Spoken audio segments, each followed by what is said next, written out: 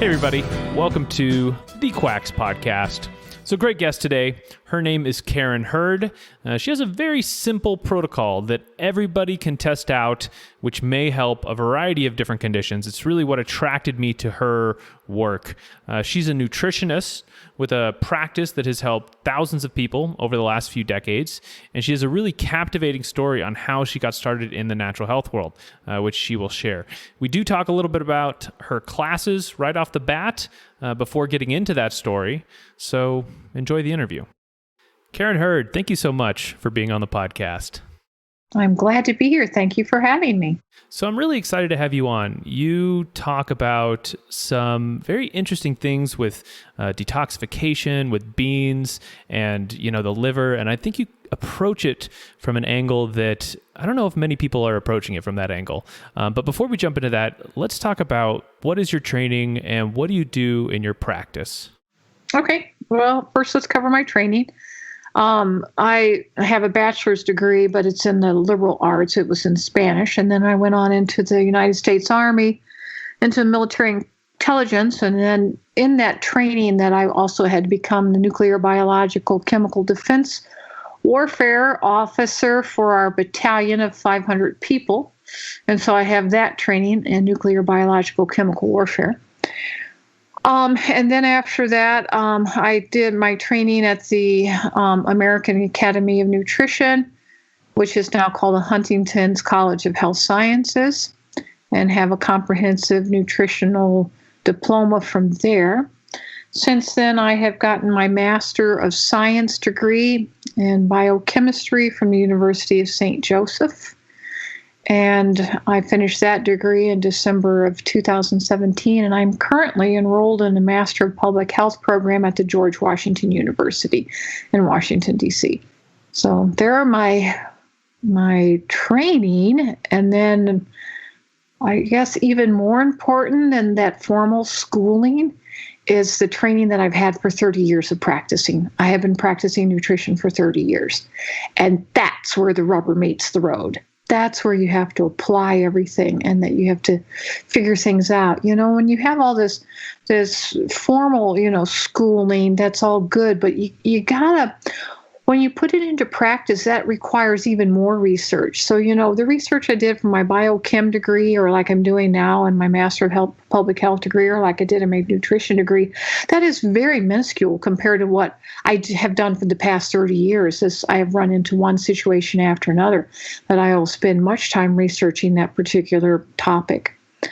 How I work now, as far as what my practice is that I am currently doing e-courses for all the way until November 2019. So just shy of a year ago, I have been doing individual nutrition counseling. So, I would talk to the individual one at a time, usually in my office here or via the telephone or Skype if they were international clients, and then help advise them, encourage them as they got better by using nutrition. But my practice has grown over the past 30 years to a point that it is physically impossible for me to meet with all the huge number of people that would like to speak to me. And so I switched the way I'm operating, and now I'm offering e-courses. And so a person can enroll in my e-course, and then I teach them about whatever the topic. Right now I have 17 e-courses published. Wow. So if you want an e-course on diabetes or on PMS or on infertility or on arthritis, there are 17 different courses, and then you enroll in the course. And then in that course, you get to listen to me teach about that particular topic in depth about, okay, so why, let's understand diabetes a little bit better or whatever the subject is.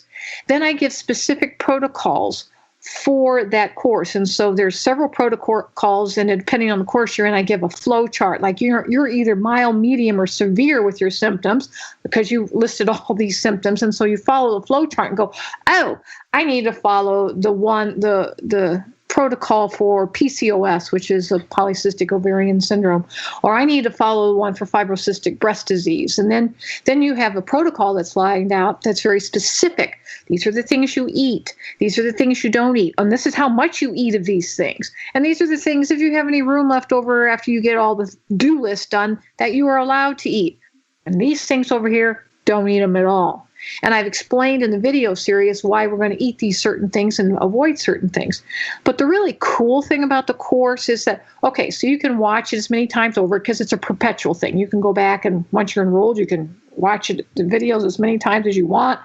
You can go to the Ask Karen platform where all the common questions are asked.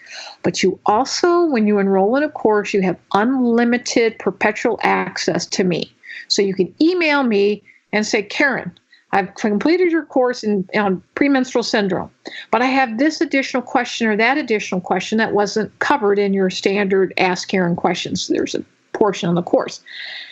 And then I will email you back directly. So you have this unlimited access to me, and it's all part of the cost of the course, which are actually very reasonable compared to the amount of time that I spent with doing consultations in the past where you'd have to pay me for every single consultation. Every time you talk to me, you had to pay me.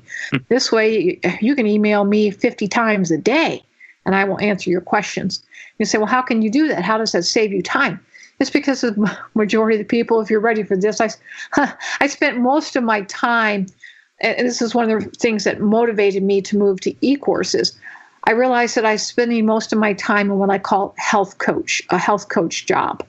That it's just like, come on, you can give up these things on your no list. You can do this, it's mind over matter. And here's some different techniques to try to, give up your whatever it was that you didn't want to give up. And so it wasn't really figuring out, okay, we got a person with an inflammation on the 8th cranial nerve, which is causing tinnitus, and we have got to do something about reducing that inflammation based on the mitosis of a cell on the peripheral nervous system, glial cells. What does that mean? What do we have to eat? So there's not any. It's a good thing to have a health coach to hold your hand and say, no, you shouldn't have had that cup of coffee today. That was, and you shouldn't have had all that beer and pizza. That's what caused your relapse into Crohn's disease. That wasn't a good thing. Let's not do that in the future. So I was spending 85% of my time doing that, and instead of 85% of my time solving problems that are very difficult to solve, because that's where my strengths are. Give me a very difficult problem and let me solve it. And so when you're on an e-course, you don't have any of that health coach stuff because people don't write in and say, well, I haven't been compliant to the diet. I'm not doing what you said. And so I want to know, why am I not better? They don't ask that anymore. They already know. Yeah. I've taught them that, so they're not gonna write me an email and say, oh, please help me with, I went off the wagon. I was at my daughter's birthday party and I ate a bunch of cake and drank a bunch of pop. And so now what do I do? Then the answer is obvious. Get back on the protocol. They don't ask me that anymore because it's obvious.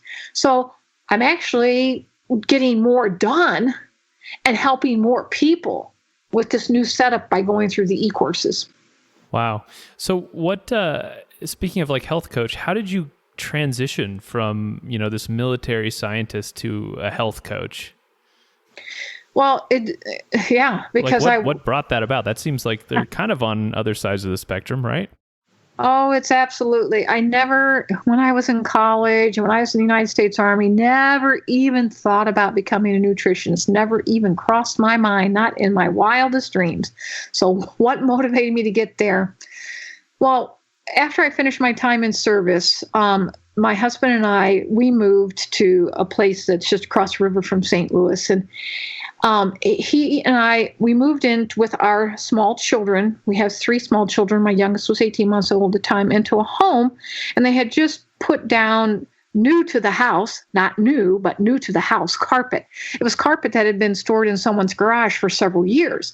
And they were trying to make the place clean up, look nicer, put down this, carpet that looked nicer. But little did they know, and did we know, we moved in, and then it wasn't long after we moved in, there was an outbreak of carpet beetles from this carpet that was laid throughout the house that was in this guy's garage. And you couldn't see the larvae, but boy, you could definitely see the little beetles when they came and hatched out. And so we were overrun with the carpet beetles. When I say overrun, some people say, well, there's a spider here or there, or there's a beetle or a roach, and you smash them or you set up a roach trap. No, we're overrun. I mean, you couldn't step on the carpet without several of them running over the top of your foot. You couldn't open a drawer without, hundreds of them spilling out of the drawers, and they were everywhere. And so it was a bad problem.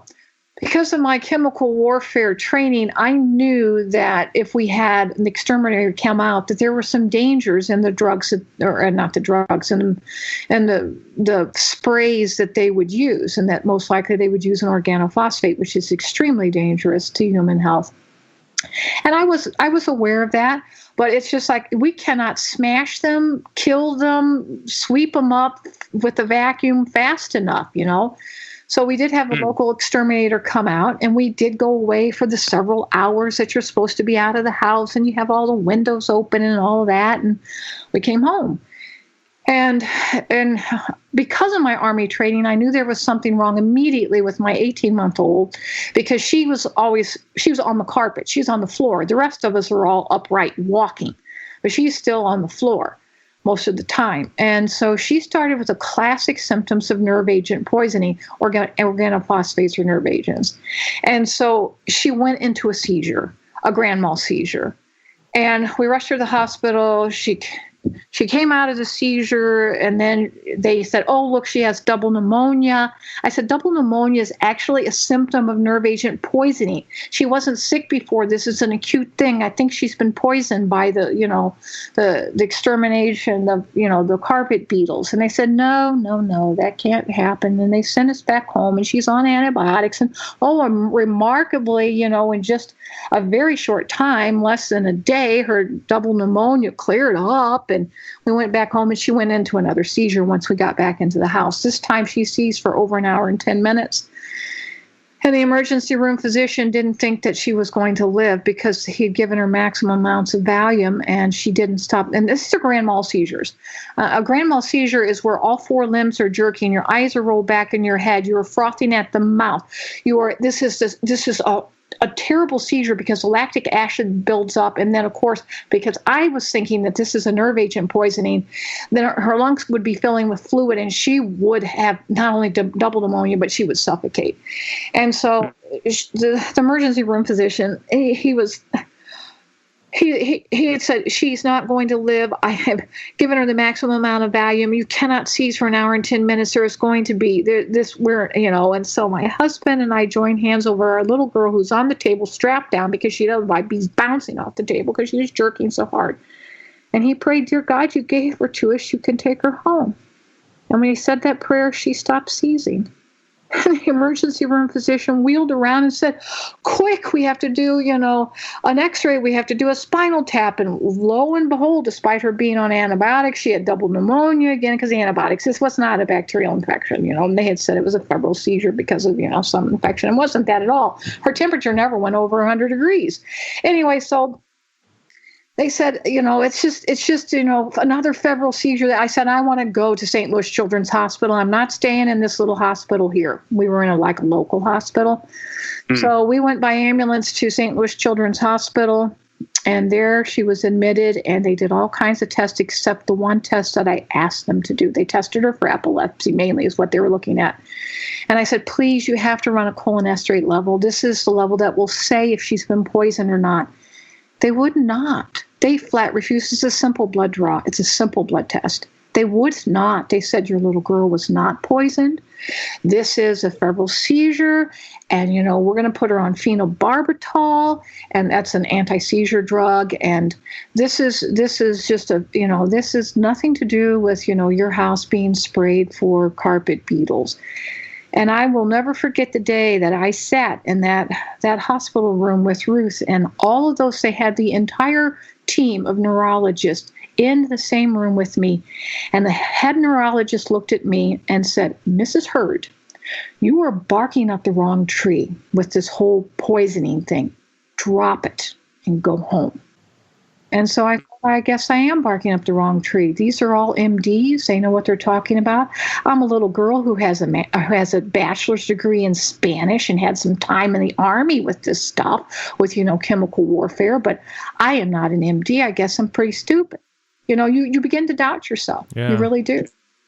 And so especially when you have several of them telling you that you're wrong, you're just absolutely wrong. So we went back home, same house. We were not there for very long. And Ruth's eyes went to pinpoints. This is all symptoms of nerve agent poisoning. Her eyes went to pinpoint pupils. She started with a slight cough. She started with the diarrhea. She did not seize, but she was on loading doses, high doses of phenobarbital. And I thought, she's not going to seize, but she has all the symptoms of nerve agent poisoning. It's what I taught these 500 troops. I was responsible for teaching 500 troops these symptoms for years when I was in the United States Army. Everything was happening just the way I had learned it. It's going to happen. I said, but she's not going to seize this time. Her lungs will simply fill with fluid because she's on the phenobarbital. She won't seize. And then she will suffocate and she will be dead. I will lay her in her crib and I will come back in and she will be dead. And that's when I said, I don't care how crazy they think I am. I'm walking out of here. And I walked out of the house and did not return. And I took my other two children. They were older and we were all sick. None of us were feeling well, but none of us were seizing. And, and I left. And I left the house and we lived in the church nursery for a few weeks. And then finally we moved into a hotel room. And till I could get to the bottom of it, was this really a poisoning or not? And so I called every poison control center that I could possibly call. And they would say, well, you should call this poison control center. We've never heard of this before. You should call this one. Oh, and then in between, I did call the exterminator company and said, Nate, please tell me exactly the name of what you sprayed in the house. It's Dursbrand 2E. And I said, that's an organophosphate. It's a chloropyrifos, right? And they said, exactly. How do you think we kill the bugs? I said, it's a nerve agent. They said, exactly. That's how the bugs die. And so that was confirmed. And then but they just sprayed according to what they spray. And so, wow. Poison control center after poison control center, and always getting the next, well, we don't know anything about this. Try here. Finally, I talked to a poison control center in Dallas, Texas. And they said, we don't know anything about it, but you should talk to Dr. Sheldon Wagner, who works at the university in Corvallis, out on the West Coast here in the U.S. He's a child toxicologist, and he is the foremost expert on this. So I called his office. They gave me the number, and I thought, and it's always the run around, I'll connect you to this one or that one. You know how it goes. And so I actually got a hold of his assistant who put me on the line to him. I was just like, I'm talking to the real McCoy. I cannot believe it. And I explained the situation. And I said, they told me that my little girl couldn't be poisoned. He said, that's absolutely ridiculous. Of course she could be poisoned. Have you had a lab check the concentration of the organophosphate in the rug? I said, I went to a lab in St. Louis and asked them if they would do that, but they wanted $7,000 up front as a deposit, and then it would be several more thousands after that. We didn't have any money. My husband was on this hardly any salary at all as a pastor of a very small church. It's just like, we have no money. And I told them we didn't have the money to be able to foot the bill, to be able to have the carpet tested. We weren't even living in the house. We were just living in the church nursery for a long time, then in a hotel. And then he said, I have the lab. I want you to do this. I want you to don't you or any of your children, or if you have somebody else go in there and you cut out pieces. And he gave me the dimensions. I want pieces this big. I want one from the middle living room carpet, one from under her crib. And you're nursing this baby still? And I said, yes. And he says, I want samples of your breast milk. Get it on dry ice and get it to me here tomorrow. I will test it myself personally. Did all that. He calls after he gets the samples and he tests them, which is like a day and a half later. And he says, the organophosphate, and taking into account that we have a breakdown, because he's doing all the calculations, and the breakdown of how fast organophosphate breaks down, he says this was at 100 times the safe and normal level of organophosphate. There's no doubt in the world that your little girl was poisoned. And I would like to know, why hasn't your physician done a cholinesterase level? And I said, I asked them to, but they refused. He said, give me the name of your physician immediately. So I did. In 30 minutes, I get a call from the physician. And he says, Mrs. Hurd, would you bring Ruth in for cholinesterase level? We had got a call from Dr. Sheldon Wagner out at Corvallis at the university. And he says, and he sent me to the library to start doing some reading of current research on organophosphates and the amount. Anyway, he said, I'm going to be doing that. And would you bring her in? Well, I brought her in. They did the test. Guess what? It was positive she'd been poisoned. Wow. It was, and the chief administrator of St. Louis Children's Hospital called and said, we apologize. The neurologist should have listened to you. They should have done a cholinesterase level. Please, we're sorry. Do not sue the hospital. We apologize, blah, blah, blah, blah. We didn't sue anybody. Nobody was purposely trying to make mistakes. We've called the examination company. They contacted Dow Chemical, who was the one who distributed the chemical. Dow Chemical pulled the whole batch off the market. It was a big, big to-do. I mean, and then the Illinois Department of Environmental Agency, Environmental Protection Agency had to come in, and they had all the carpet had to be ripped out and hauled by special waste carrier to a hazardous waste facility. They had to come in. They had to remove everything that was porous because then the organophosphate was taken in the air. They had to go in and clean with super tropical bleach to break down the organophosphate. Then they had to come through with air sniffers to make sure the house was habitable again. It was a big, big deal. So in the in-between and all this is happening, Ruth is very sick. She's very, very sick. I'm sick. I was carrying a baby at the time. I had miscarried that baby. Was it the organophosphate poisoning? We will never know. In my mind, it was. But how do you know that? Nobody knows. And so everybody, none of my family is feeling well.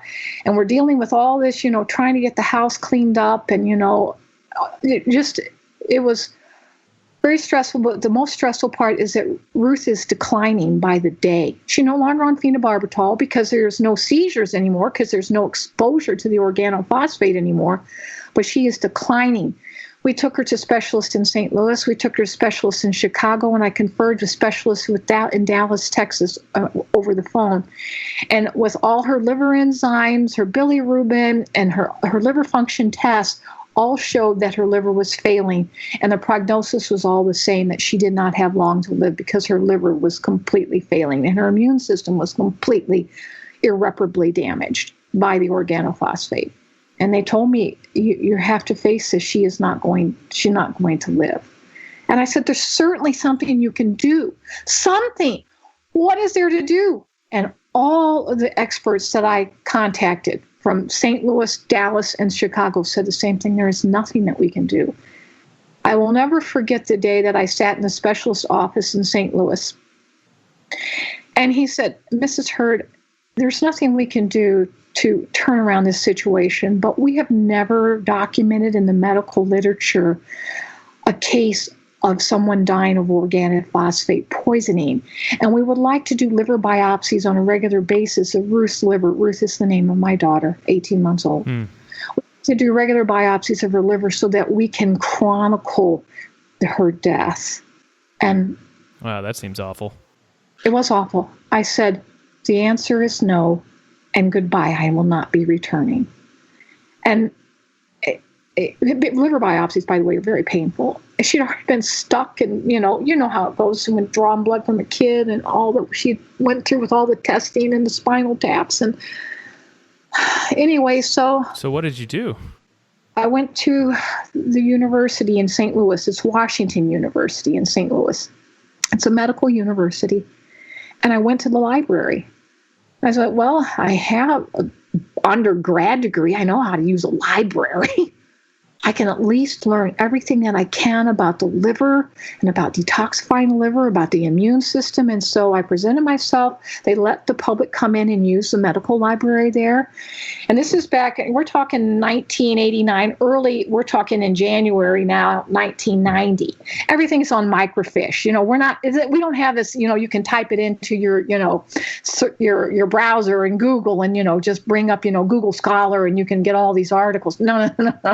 This This is you're looking at all these journals and, and they're all in microfiche. And then you read this one journal article and you read all the references and you take those references and then you go read those articles and they reference articles. And anyway, so that's what I did. And I learned about the enterohepatic recirculation. I learned about the liver. I learned about the immune system. I learned everything that I could. And so then I came up with my own plan of what to do for Ruth. And that's what I'll talk to you about the beans in a minute, because I know you want to talk about that. But I know to stay focused is that you want to know how I got into that. So I came up with my own plan for Ruth, what I'm going to do. And what did I have as far as tools? The only thing I had was food. I don't have any medications. I don't have any cool equipment, lab equipment, or surgical procedures. I have nothing. I'm just a layperson out there, and I can feed her food. And so that's what I did. And Ruth began to improve and improve and improve, so that when I took her back, the doctors were astounded that her liver enzymes came within the normal range as she was recovering. They're like, wow, can't believe this. So, yay, so story ended. We think that's ended and that's the end of the chapter. No, that is only the beginning of my new life, because I started to get phone calls, because Ruth is now recovering and she's coming along nicely. The rest of us are recovering. We're coming along nicely. We're back in our cleaned up house, no carpets. We didn't go back to carpets. There's just no carpets in the house. We're just going to have, they put down tile for floor, and so, and so people started to call me and say, I have a son, I have a daughter, I'm my husband, my father, my wife, or whatever, and they have this, and this problem. What should we do to get them better? And I said, first of all, how did you get my number? How do you even know to call me? Well, we read the article in the St. Louis Globe-Democrat. I said, what article in the St. Louis Globe-Democrat? And then they pointed me to an article, and sure enough, there was an article in there, "A Little Girl Destined to Die Lives." And they were talking about my case. I don't know who published it. Nobody ever came and talked to me about it. I mean, I don't know who gave them the information. It's just this little article in the St. Louis Globe-Democrat. And people, however they got a hold of me. And I say, I can't help you. I don't know what to do for your daughter or your husband or your father or whoever it is. I have no training. I can speak a little bit of Spanish, and I know a whole lot about military intelligence and chemical biological warfare. But that's about it. Okay. So I don't know. And they said, please, we don't care. We don't care. You helped your daughter, and she's surviving against all the odds that the doctors gave you, blah, blah, blah. And I said, well, I guess I could go down to the Washington University Medical Library and read about the situation and make recommendations. But you have to understand, I have no training. I'm not a nurse. I'm not a doctor. I'm nothing. They said, we don't care. So that started my unofficial practice. And then I got a call from Southwestern Bell Telephone, which was in One Bell Tower at that time. Since then, they moved to Texas. But at that time, they were in St. Louis. And they said, we have got hundreds of people requesting that you will come and be a speaker at our brown bag seminar. I said, what? What are you talking about? They have these little, seminars during the lunch hour for their employees, because they employ thousands of employees. They filled up that entire skyscraper in St. Louis, and they can, go to professional, learn about how to take better care of your finances, or this and type of, this or that. And, they had a lot of requests for me to come and talk about nutrition. I said, well, I can come, but what do you want me to talk about? Well, how about just general nutrition? We had 300 people in the lecture hall at one time on these brown bags, and they had me come back month after month. Then the Drury Inn started asking me to do brown bags, and then St. Louis Parish, and I'm not advertising, they're just this word of mouth. In the St. Louis Parish, Catholic Parish, they have, St. Louis is a big Catholic town, and they said, we want you to come talk to our Parent Teachers Association, and and then finally the University of Missouri called me and said, Karen, we'd like you to come teach nutrition. I said, I have no credentialing. They said, we know that it'd be really helpful if you could get some.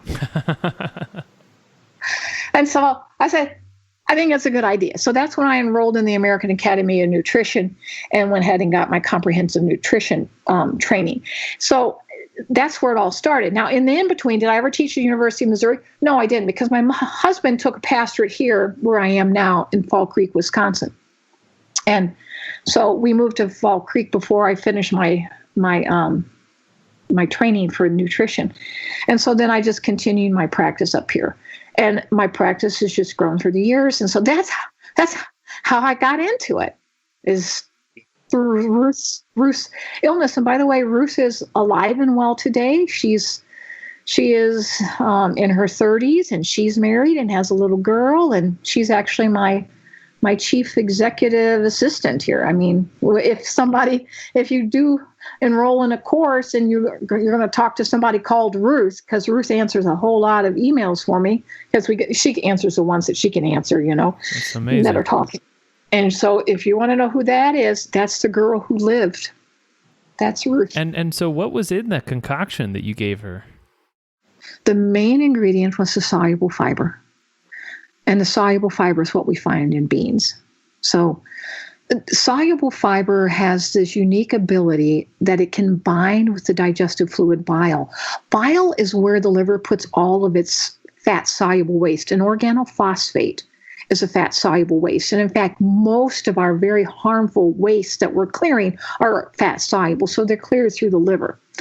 And so because the liver recycles, though, at 95%, whatever is bound in those micelle is a fat particle, and bile is made out of fat, then 95% of that, we know 95% is recycled and goes back into the bloodstream. So we never really get rid of everything unless you have a way to carry that bile out.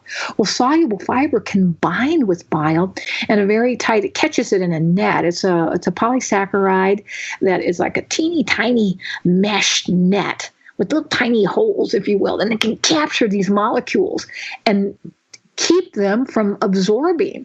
And so it's at the enterohepatic recirculation happens at the terminal part of the ileum. That's where we absorb fats. We don't absorb fats from our mouth or from our stomach or from our duodenum, which is part of the small colon, or the jejunum, ileum. Those are all parts of the small colon. Well, actually, they're absorbed from the last part of the small colon, which is the ileum.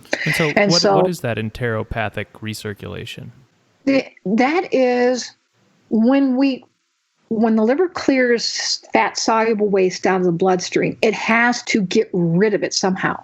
And we cannot send it down to the kidneys unless we go through a process of detoxifying it and making it water-soluble. But the vast majority of our waste is fat-soluble and very toxic. So the liver is going to, it sometimes will break it down, sometimes it will not. It depends on the substance, and sometimes it actually makes it more toxic, what the liver does. Sometimes it makes it less toxic. Sometimes it doesn't touch it, like with hormones. It doesn't even touch the hormones. It just lets them go through as is because they're small little molecules. So the liver is pulling out all of this fat-soluble waste, and then it puts it into this digestive fluid called bile. And the bile travels down tubes, if you will. They're called biliary ducts. And it travels, some of it goes into your gallbladder where it's stored and concentrated to 10 times the strength. Some of it drips directly into the duodenum. The duodenum is just underneath your sternum, above your belly button. It's the first part of your small colon. And the bile is there for two purposes. One, to carry out all the waste product. And two, it's the digestive fluid that breaks down the fats that you're eating in a meal. And so your gallbladder is storing the bile, and when you eat a meal, then the gallbladder will go through peristalsis, which is a smooth muscle contraction, and will actually squirt large amounts of bile into the duodenum. What's dripping directly from the liver is just that it's a slow drip. That just goes 24/7, it's always dripping. And so then the bile digests the fatty acids you've had in the meal, and then the bile and all the food that you've just consumed and partially digested is moving down through the parts of the colon, and it reaches the last part of the small colon, which is called the ileum, and the last part's called the terminal part of the ileum, and there we absorb fat. So we'll absorb the fats that the bile was breaking down, and then we also absorb our own bile. How much? 95%. Well, what about the toxins that are contained within the bile? They are also absorbed at 95%. So that all goes back into your bloodstream. And so then the liver has to clear all that out again. But in the meantime, you have more fat-soluble waste. And we're always thinking of, bad things like pesticides and herbicides and, air pollutants and all that is what it's clearing. Certainly it's doing that. But the vast majority of what the liver is clearing is our own metabolic waste. And some of our a big part of our metabolic waste are the hormones that we secrete. Our hormones, almost all of them, are made out of fats. There's a few that are not, specifically the thyroid's made out of proteins, but most of them are made out of fats. And so all those, if you have excess hormones circulating in the bloodstream, that's not good. If you have excess estrogen, you could get estrogen-fed cancers. If you have too much testosterone, then you can have problems with testosterone-driven cancer. So we have to clear these things. And hormones are not broken down. They're just sent straight down into the bile, but then you recycle 95% of them. So they come rolling back and are back in the bloodstream. Plus you produce more while all this bile was down the GI tract. GI is gastrointestinal tract. And then when it comes back, we have new plus the old. And so what happens is we recycle this bile over and over and over again. The bile actually gets more and more toxic. It has more and more waste products in it that we're not able to clear. So then the bile, because these are fat-soluble things, the pH of the bile changes. Your body pH in your bloodstream is always 7.4. It never changes. It's always 7.4. If it goes up, goes down, you die. You die right away. You just can't. It's got to be level. But outside of the bloodstream, in your GI tract, you can have a different pH. And because fats are made of long carbon chains with hydrogens attached to the carbons, the more hydrogen that you have, then that changes the pH. The pH is just a negative logarithm of hydrogen ion concentration. A hydrogen ion is the same as a hydrogen atom, or we also call them protons. And so the more hydrogens that you have on the fat, then that means it's going to drop the pH because it's a negative logarithm of hydrogen ion concentration. Well, what happens when you drop the pH in something? A lowering of the pH means it becomes more acidic. So then the bile irritates the biliary ducts as it's coming through. It irritates the inner wall of the gallbladder. It irritates your colon as it's going through. And then it causes inflammation. It can cause ulcers. It can cause diverticulosis. Or it can cause, that's an outpocketing of the larger colon, because some of this bile is going to be moving, 5% of it's going to be moving into large colon. 95% is being recycled, but 5% move into large colon. And why is it reabsorbed? Why isn't it going out of the body? Because it's a fat and there's nothing bound to the fat to keep it from reabsorbing. All fats are absorbed at the terminal part of the ileum. It's the chemical construct of it. You would have to actually attach another molecule to it, which is what soluble fiber does. It's actually capturing these molecules. And so it keeps it from being absorbed. If you don't have soluble fiber, it will be absorbed. You have to have something to prevent its absorption. Okay, so the beans or the soluble fiber basically comes in and binds to the bile, which is got all this toxic sludge in it, and it shuttles it out of the body. Is that kind of that's what went on with your daughter? That's kind of what the whole basis of your practice is, right? That's exactly what happens. Because see, the real beauty of the soluble fiber is not only can it bind with bile, but it is impossible for soluble fiber to pass through the intestinal barrier. There's no place that any fiber can pass through the intestinal barrier, whether it's soluble, which is the only thing that will bind bile. Insoluble fiber will not bind bile. But no fiber will pass the intestinal barrier. All of it. 100% of all fibers are excreted to the toilet in the form of a bowel movement. And anything that soluble fiber caught is also being excreted. So then we don't return to the liver all this nasty, toxic waste. And so the liver is able to basically detoxify and begin to detoxify your body too, because we store different toxins and lipomas throughout your body. And then also bile is made out of triacylglycerols, which is the medical term for a triacylglycerol is a triglyceride. In chemistry, we call it a triacylglycerol, but it's the same molecule. And so then we lower your cholesterol by eating soluble fiber, because you'll be making new bile. Because why make new bile if you're recycling your old bile? You already have it. We don't need to use up any of your triglycerides in your bloodstream. You'll say, well, LDL is a real problem, low density lipoprotein. But the low density lipoprotein is just a triglyceride core with an lipoprotein shell. So, we just break the shell, and that's what HDL molecule helps us do in the liver. And then you have the spilling out of the triglycerides. And so to clear the triglycerides, if we make them into bile and we throw the bile away, you just threw away all your bad cholesterol. It's really cool. Yeah. So you recommend people eat beans. What goes into that recommendation? A half a cup. Now, this is given that you're just a normal out there person that doesn't really have any health problems and you're fine. Half a cup for a person 120 pounds or more, unless you're a really big guy. I mean, big football player type of guy, they'll have to have more per serving. But half a cup, 3 times a day, breakfast, lunch, and dinner. So you'll be getting 15 grams in a half a cup of cooked beans. There's 5 grams of soluble fiber. And so they are the richest source of soluble fiber we have. Vegetables don't even hold a candle to this. Neither does oats or oatmeal. And so if people do this, what do they expect? What is this to keep their health better? I mean, what's kind of the aim? Well, it certainly will help you with general good health. But what it does is it prevents heart disease. It prevents all kinds of colon and gastrointestinal problems. It prevents cancer. It prevents anxiety, depression, mental health issues. It prevents diabetes. It does that basically by preventing the buildup of these toxins? Exactly. And so that's just, and then if you have a person that's really sick, they have, some really severe problems, then they may have to eat their beans more frequently. When I was sick, I gave her beans we're talking 8 to 12 times a day. And she wouldn't eat them. At that point, she was so weak, she could hardly eat. And so I just had to shoot them down, put them, blend them and put them down in a oral syringe and shoot them down the back of her throat. Yeah. So what kind of conditions do you find really respond well to this in your practice? PCOS, but any women's problem with, PMS, premenstrual syndrome, polycystic ovarian syndrome, fibrocystic breasts, uterine fibroids, cysts on the ovary, people with anxiety really need this because anxiety is an overproduction of very specifically epinephrine and norepinephrine, 2 hormones made in the adrenal glands. They are big ones. Infertility, most infertility is caused by an overproduction of hormones.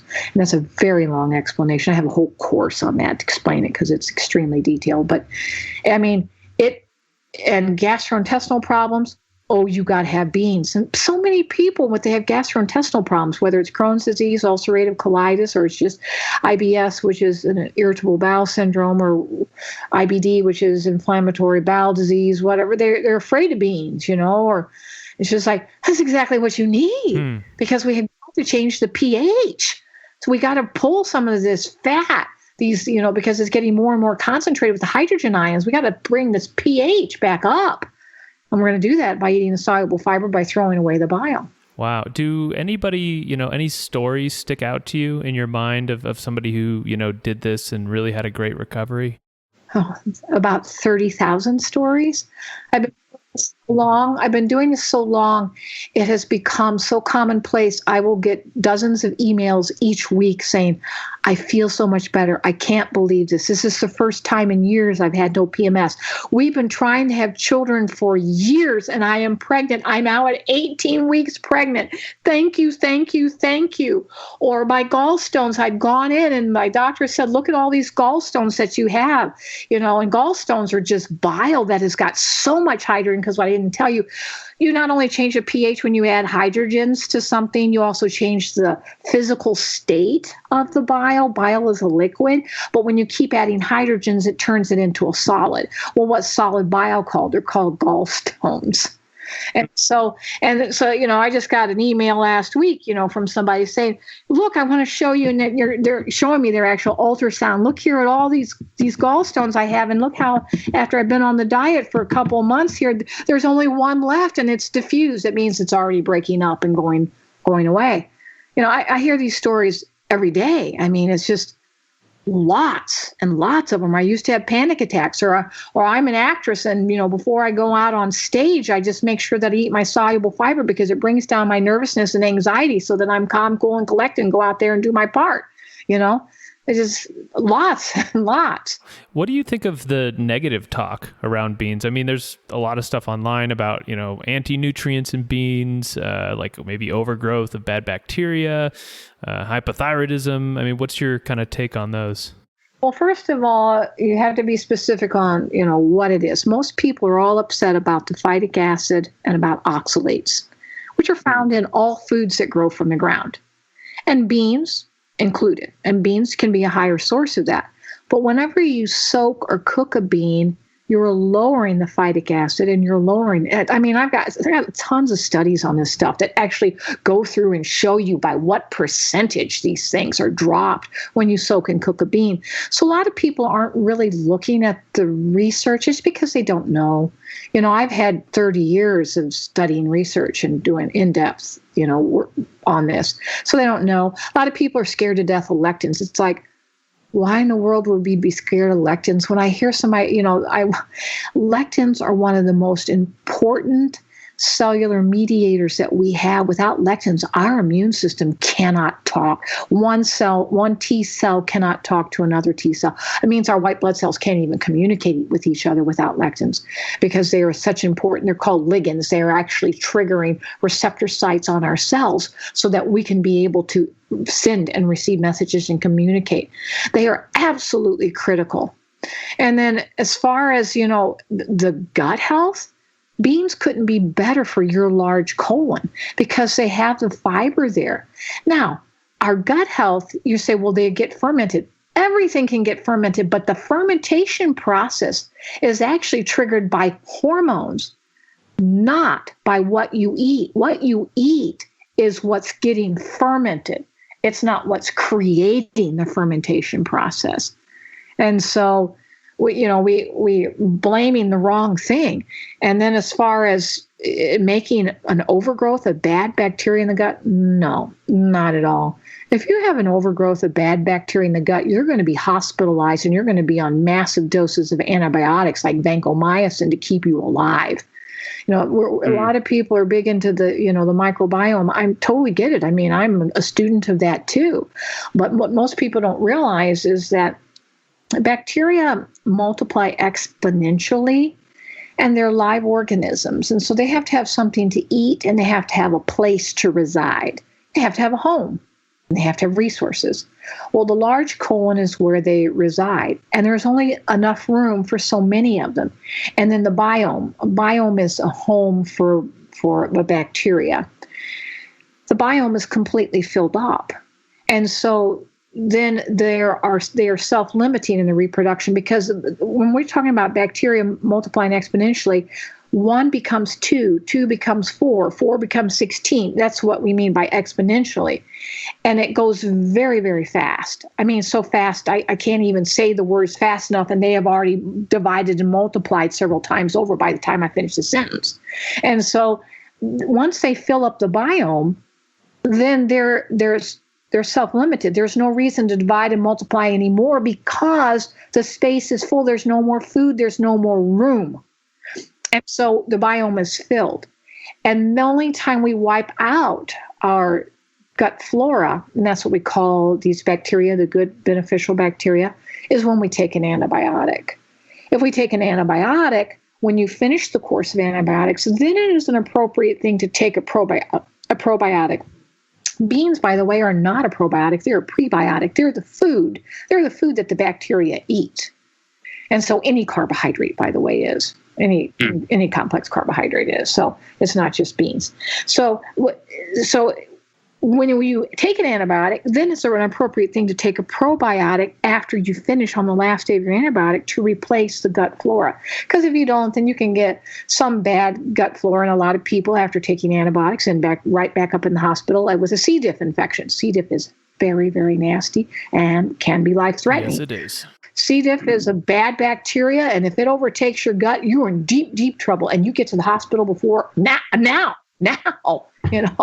and you will take antibiotics for it, which then sets you up to have another C. diff infection because you're wiping the field clean. We don't have any good flora, so that's when you would take your probiotics, is after the use of an antibiotic.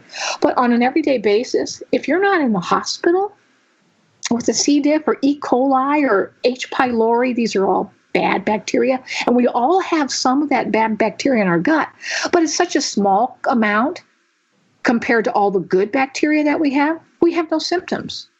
And so we don't need to, all the good bacteria are multiplying as their comrades. Bacteria has a lifespan that's only so long, and then as one bacteria dies, and it's replaced immediately by another one. And so when you take a probiotic on a gut that is already full of all the good bacteria, then you actually create a sloughing off of bacteria. You're creating a gut biome problem because you've overplanted the fields, you've overgrazed the pasture. It's sort of um, like how many people live in your household? Because there's two of you. Okay, you have enough food for the two of you. Correct. You have enough room for the two of you. Your house or whatever your apartment, you have enough room. So 2 is good, and you have the resources for 2. We're going to move 200 people in with you. Now, you don't get to build onto your home. You don't get to add any space. You don't get to add any more food. You're going to share the food that you had enough for 2 of you. You're going to share it between the 202 of you now. Oh, and then you're going to share all the space and the towels in the bathroom. And you've got 202 people sharing the same resources that were only supplying 2 people before. What will happen to all 202 of you? Yeah, it's going to get ugly. It's going to get ugly, and you're all going to die. And so people take probiotics. They say, yeah, but when I take probiotics, I don't have constipation anymore. Do you understand why you don't? It's because you're sloughing off good gut flora like crazy. It's just being pooped into the toilet all the time. Because there's this competition for resources. Here comes all this stuff you're taking in probiotic, and your gut, your biome is full of good bacteria. How do I know it's already full of good bacteria? Because you're not in the hospital with a C. diff infection. If you were, you wouldn't be talking to me. Whoever's listening to this, if you're in the hospital with C. diff infection, yes, you have a problem with bacteria. But if you're not, then we're okay. And so then you have this probiotic that you're taking on a regular basis, and that comes down into a gut that is already full. And so there's this competition. You say, hey, that's my food. No, that's my food. No, don't you take, that's my space. No, get out of my space. And there's this fight. It's ugly. So everybody gets into a fight, and they end up all dying. A lot of them die, and then they're sloughed off. So is there anyone who you think would be a bad fit for the bean protocol, somebody who, might not react well to it? Absolutely. Right off the top of the head is if you have kidney disease, you should not be on the bean protocol. So people have different stages. There's 5 stages of kidney disease. We have to do soluble fiber in the form of psyllium then. Psyllium doesn't have the potassium. See, beans are rich in potassium. They have calcium. They are a wonderful source of folic acid. They have a lot of good minerals and water-soluble nutrients in them. But if you have kidney disease, this will put a load on your kidneys that are already struggling. So we will still want to do soluble fiber, but we will do it in the form of psyllium that doesn't carry all of those other wonderful nutrients that would normally be good for you. So the only one is kidney disease. Some people will say that they're allergic, to a black bean or a lentil or whatever it is. Then we choose a different bean. And if they say, well, I'm allergic to all beans, then we just use the psyllium instead. All right. What have you looked at all into? I know there's some pharmaceuticals out there that will bind to bile. I think like cholestyramine is one. I think there's some others too. Have you looked at those at all? Oh, yeah. They're typically used by an MD that will prescribe those with people who have a problem. But the beans are doing a more effective job because they don't have any side effects compared to the bile binders. So, you can take a med if you want to. I mean, it's up to each person. How do you want to treat yourself, with food or with a medication? It's up to you. But the beans are actually more effective than your cholestyramine, or there's several of them out there. Okay. Well, I mean, we don't have a ton of time left, and so I know you have extensive knowledge on diet and stuff. I wanted to just tap your experience and kind of get your opinion on something, which is, right now in kind of the macro view, there is this fight kind of going on between the keto diet and like the vegan diet, and they are diametrically opposite to each other, and yet people will find that they really get helped by one or the other. In your opinion, why is this occurring? Why is this a thing? Okay. Well, first of all, we are assuming that the effects that they're getting, and this is a big assumption, is from the keto diet or from the vegetarian diet. But when you do a keto diet or vegetarian diet, you also are making several other changes. Oftentimes, you're giving up sugar. In fact, both of those diets you do. You're encouraged to give up your sugar. Is the sugar, giving up your sugar, is that why you feel better? Or is it because you're on the vegetarian diet or on the keto diet? Both of those diets have some short-term benefits that you will feel better, just because you're on the vegetarian diet or on the keto diet. However, long term, you're going to have some serious, serious health effects. With the vegetarian diet, you'll become more and more fatigued as the time goes on, as the months and years go on. With the keto diet, you are end up with some serious kidney problems. You're looking at that because the keto diet puts you in a state of where you have to always be breaking proteins down, and then there's a fats that are being broken down too. But this is very hard on your liver, very hard on your kidneys with all the metabolites that are made from it. So long term, you're making yourself worse. But you really have to, when you're doing something with diet like this, we just forget to look at all the other variables. Did you also give up your caffeine when you went on your keto diet? Did you give up your fruit? What else did you give up? Because those might be the things that are making you better. So, yeah. Gotcha. So what do you think is probably the worst mainstream advice that you hear out there? I hear this over and over and over. Nutrition will not fix your problems. The only thing that will fix your problems are medications and surgeries. And that, for the vast majority, I'd say over 90% of all of our situations, that does not hold true. For some things, if you're in a car wreck, you really need to go into surgery to have your arm sewn back on or whatever, fix the bleeding part of you that got all banged up. Yes, but to say that, I hear this over and over, there's nothing that nutrition can do to dissolve a gallstone. There's nothing that nutrition can do to resolve your depression and anxiety. There's nothing that nutrition can do to help you with cancer. There's nothing that nutrition can do to help you with, name it. And that's the biggest travesty, because nutrition can help all of those things. We don't suffer from acute infectious disease. Even with COVID-19, that's not an acute infectious disease like the bubonic plague. What we suffer with, most people, and you can check out World Health Organization, you can go CDC, and I've studied this in my Master of Public Health. They're just hammered at us. Is most people in the world are dying from chronic diseases like heart disease and cancer, diabetes, arthritis. These are chronic diseases that can be controlled with your diet. So you talked a little bit about your courses. Is there anything else that's new that you're getting into? Do you have any new books coming out?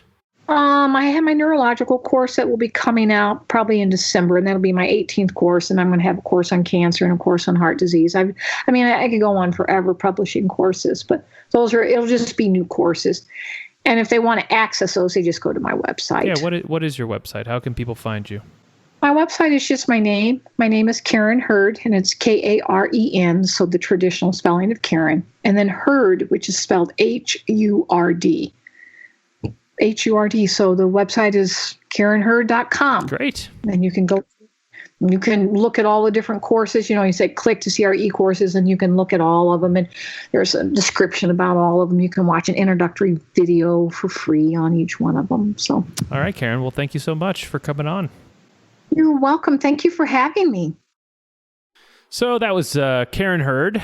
I will have the links that she mentioned in the show notes if you want to check those out, see the classes and stuff that she offers. In the interview, her bean protocol, super simple. It was half a cup of cooked beans per meal, which would give you about 15 grams of soluble fiber per day. So I personally do some beans with breakfast and dinner, usually about half a can of these organic refried beans that I get at Costco, and I enjoy it. I think it works great for me. I definitely feel better doing a little bit of beans. I didn't ask her whether she liked certain types of beans, but from reading her stuff online, it does seem like most any beans will do. I think testing out different types of beans would probably be like a good idea. So for me, black beans make my teeth feel sensitive for some reason. I don't know why. I avoid red beans too because they have a little bit of vitamin A in them. So, if you want to try out this simple protocol, it might be a good idea to get a few different types of beans and just see what you like best. Now, one thing she mentioned was the oxalates in beans being a concern, and she kind of said, cooking beans can lower those oxalates. If you don't know about oxalates, there is a lady on YouTube named Sally Norton who I'm currently trying to get her on the show, but she's apparently in the midst of writing a book. She's done a lot of really interesting work on oxalates. The bottom line, though, is your body can handle a certain amount of oxalates, like just fine. But if you are eating, several really high sources of oxalates, you might start getting, joint pain or histamine reactions or just other kinds of symptoms of too many oxalates. So for me, I don't eat chocolate, I don't eat spinach, rhubarb, or any of the other, really rich sources of oxalate. So, some beans every day is really no big deal. But if you are eating a lot of these high oxalate foods, it is worth thinking about. A couple other ones come to mind: almonds, sweet potatoes. Sometimes people who are on the keto diet, they do a lot of sweet potatoes and almonds. They can have too many oxalates. But I'll put a link in the show notes with a list of high oxalate foods, but you can just Google that and find a bunch of lists. So anyway, that is all for now. Next episode, I have Dr. Jason Haralak coming on, who is an expert in the microbiome. And when I say expert, I mean, actually doing work with patients, expert, who kind of has real, like, this works and this doesn't work kind of knowledge. It should be really good. As always, if you can help me out by shopping through my Amazon link on quackspodcast.com, that is very helpful. Doesn't cost you a thing, and we'll throw a few bucks my way if you are getting any value from these podcasts. So thanks so much for listening, everybody. Be well.